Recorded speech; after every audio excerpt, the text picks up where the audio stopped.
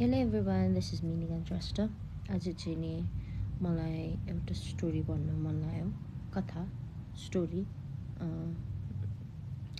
जुन चाहिँ नि एउटा एकदमै स्टुपिड केटीमा बनेको स्टोरी हो क्या, भेरी मच स्टुपिड हैन। अनि त्यो स्टोरी चाहिँ म कुन वेमा भनौँ भने I am very much confuse, किनकि त्यो केटी एकदम स्टुपिड क्या।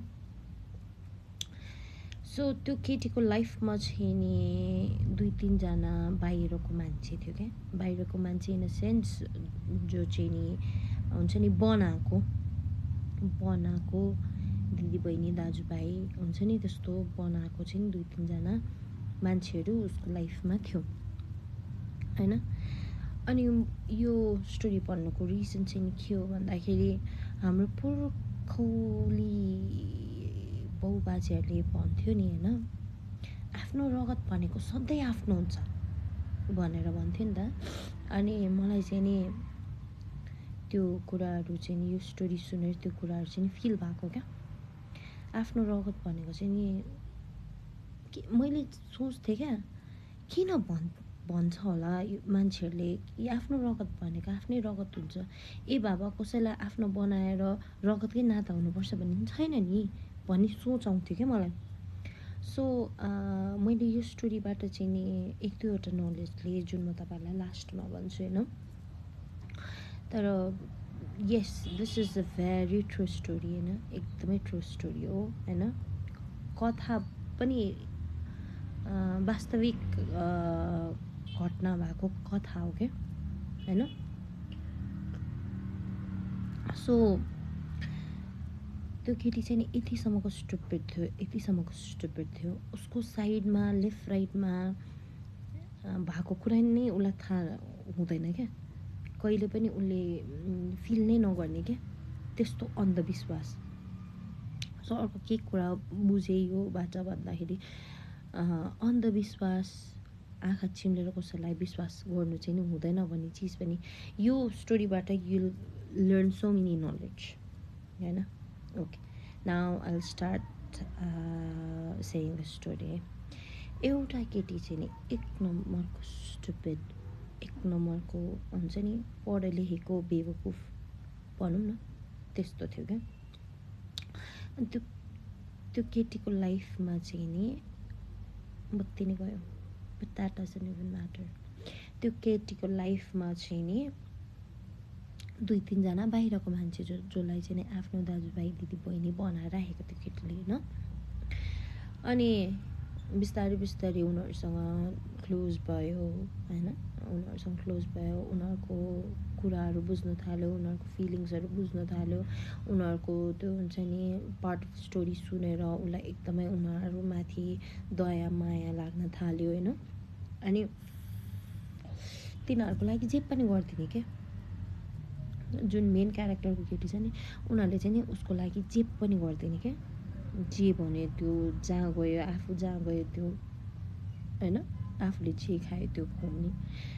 अनि एक दिन चाहिँ नि के गरेछ भने त्यो केटीहरूले पछाडि प्लान बनाएर के गरेछ भने यो केटीले चाहिँ नि यतिसम्मको गर्न सक्छ, यो केटीलाई चाहिँ नि हामी सबैजना मिलेर लुटौँ भनेर सोचेछ होइन। सबैजना मिलेर लुटौँ भनेर प्लान बनाएछन्, पछाडि प्लान बनाएछ होइन, पछाडि प्लान बनाएर लुट्न कोसिस गरेछ होइन। तर तिनीहरूकै बेवकुफीले गर्दा त्यो केटीले, जुन मेन रोलको केटी छ नि त्यसले ट्याक्कै थाहा पाएछ कि यिनीहरूले प्लान बनाए। किन भन्दाखेरि पछाडि गर्ने मान्छेहरूले जुन कुरा भन्छ नि त्यो कुरा त हावा जस्तो फैलिन थाल्छ नि त। हावा जस्तो फैलिन थालेपछि त कुनै न कुनै टाइममा त त्यो केटीको कानमा त पुग्छ होइन। अनि त्यसरी नै त्यो केटीको कानमा पुगेछ कुरा चाहिँ, केटीको कानमा पुगेछ। अनि केटीले चाहिँ नि के सोचेछ भन्दाखेरि यिनीहरूकै मुखबाट सुनिदिउँ न त वास्तविक कुरा चाहिँ नि के हो भनेर सोचेछ। अनि केटीले के भनेको थियो, केही थाहा नभए जस्तो गरेर बसेछ होइन। यिनीहरूलाई मैले यस्तो माया गर्थ्यो होइन, यिनीहरूलाई मैले सबै चिज पुऱ्याइदिएको थियो, मैले जे खान्छु त्यही खुवाइरा हुन्छ, मैले जे लाउँछु मैले यिनीहरूलाई त्यही लाउन दिइरा हुन्छ भन्ने सोच आएछ क्या। अनि किन गर्यो त यिनीहरूले यस्तो भन्ने सोच बनेछ त्यो केटीको। अनि त्यो केटीले के गरेछ भन्दाखेरि आफूलाई सबै कुरा थाहा भए पनि होइन, अब थाहा नभए जस्तो एक्ट गरेर हुन्छ नि, चुप्प लाएर उनीहरूले के गर्छ हेर्दै बसेछ है। यतिसम्मको हरकत गरेछ कि त्यो केटीलाई बाहिरबाट केटा बोलाएर यसलाई लुट, यसलाई मायामा फसा अनि यसलाई लुट भनेछ होइन। वर्षौँदेखिको चिनेको भाइ बहिनीहरूले पनि यसको क्यारेक्टरमै दाग लाग्ने कामहरू गर्दैछ। तर पनि त्यो केटीले होइन होला, सायद मैबाट केही भ्रम भएको होला भन्ने सोच बनाएछ।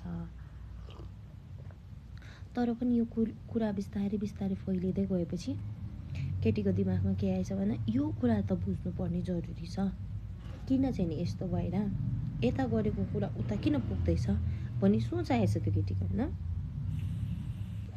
अनि बिस्तारै केटीले आफैले सोचेर दिमाग पुऱ्याएर के गरेछ भन्दाखेरि मैले मेन लिड रोलको केटी छ जो बेवकुफ छ, स्टुपिड छ, त्यो केटीले के गरेछ भने मैले पुलिस कम्प्लेन गरेछ।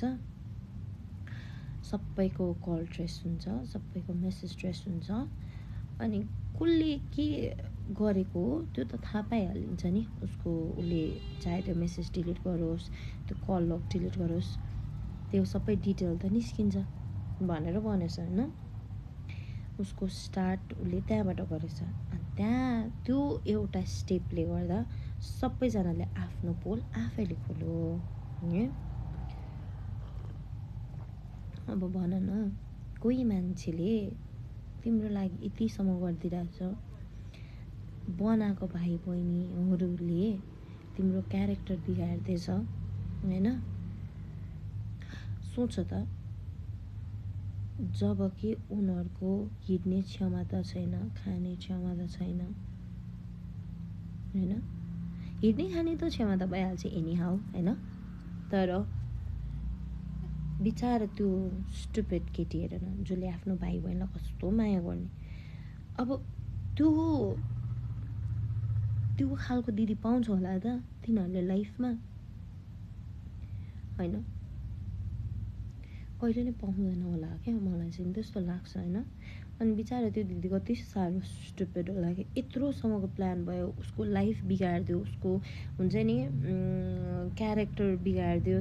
तर पनि त्यो दिदीले चाहेको भए तिनीहरूको घर परिवारमा गएर तिनीहरूको बदनामी गरिदिन सक्थ्यो क्या होइन। तर पनि गरेन, किन भन्दाखेरि चाहिँ नि यिनीहरूले आफ्नो गल्ती आफैले भोगोस् भन्ने जस्तो त्यो दिदीलाई भएछ होइन। जब यो स्टोरी सुने नि मलाई कस्तो नरमाइलो लाग्यो। अनि कोही मान्छेले यस्तोसम्मको गर्दैछ अनि तिनीहरूको हरकत हेर त। यहाँबाट चाहिँ नि मैले के नलेज पाएँ भन्दाखेरि आफ्नो रगत भनेको सधैँ आफ्नो हुँदो रहेछ, अरू भनेको सधैँ अरू हुँदो रहेछ। आफ्नोसँग जतिसुकै झगडा गरौँ, जतिसुकै जेसु गरौँ, आफ्नो भनेको सधैँ जिन्दगीभर आफ्नो हुँदो रहेछ होइन। अनि आयो अर्को कुरा, कहिले पनि कसैलाई यति धेरै माया नगर्नु कि तिनीहरूले टाउकोमा खिल्चेर ताण्डव गरोस् होइन।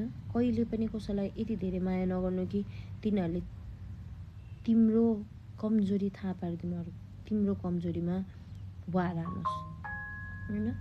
अनि अर्को कुरा के भन्दाखेरि होइन, पहिला भन्थ्यो नि गुणले गुण खान्छ तँलाई म खान्छु, बाउ बाजेहरूले भन्थ्यो क्या, गुणले गुण खान्छ तँलाई म खान्छु भन्ने मान्छेहरू चाहिँ धेरै हुन्छन् जोकेर बस भनेर।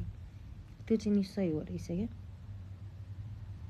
राम्रो गर्नु पनि, धेरै राम्रो गर्नु पनि गलत हो होइन। अनि यो कुरामा मैले के बुझेँ भन्दाखेरि कर्मले चाहिँ देखाउँदो रहेछ क्या। अहिले तिनीहरू जस्तो ठाउँमा छ नि होइन, त्यो मान्छेहरू क्या जस्तो ठाउँमा छ, अनि जो मान्छेलाई छुट्टा छ, जो मान्छेलाई जे भनेछ, जो मान्छेहरू बटुलेर नराम्रो कुरा गरेछ, तिनीहरू सबैले थाहा पायो क्या तिनीहरू के हो एक्चुअलमा भनेर। आफ्नो खुट्टामा आफैले बन्चोर हानेको हो नि त. So be aware from those people है गाइस. एकदमै